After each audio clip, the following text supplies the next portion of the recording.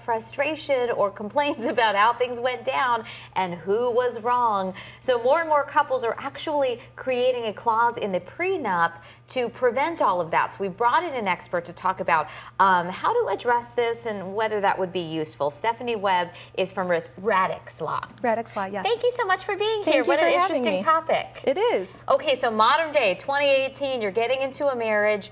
Maybe, first of all, what percentage or how common is a prenup nowadays in the first place?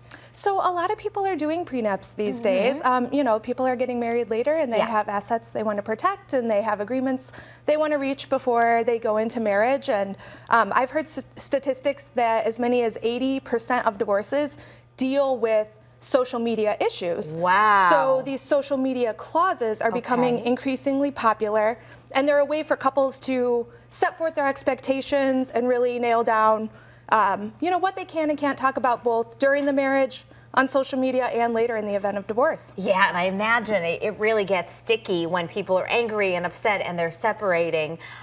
So what would, like, who would this really apply to? I imagine somebody in maybe a high-profile position or who is running a company and they don't want anything negative put out there.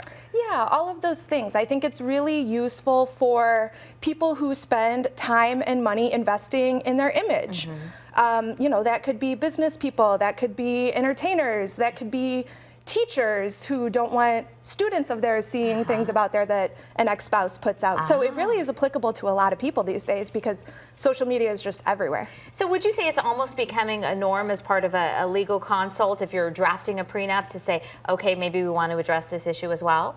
I think it's going to be more and more popular as time goes on because these issues really are popping up in divorce now. And so it's just better to deal with it at the front end. And for that reason, it is becoming more popular to put in the prenuptial agreement in the first instance. So what are the contingencies? I mean, how do you keep people from breaking some of these agreements that they you know, will agree to when everything is happy and you're going into a relationship? Of course, I'll never post anything negative about you on social media. Well, you know, a few years later, you feel differently. So some of these agreements have really hefty financial penalties. And the idea is that hopefully you stop some of that, you know, anger posting.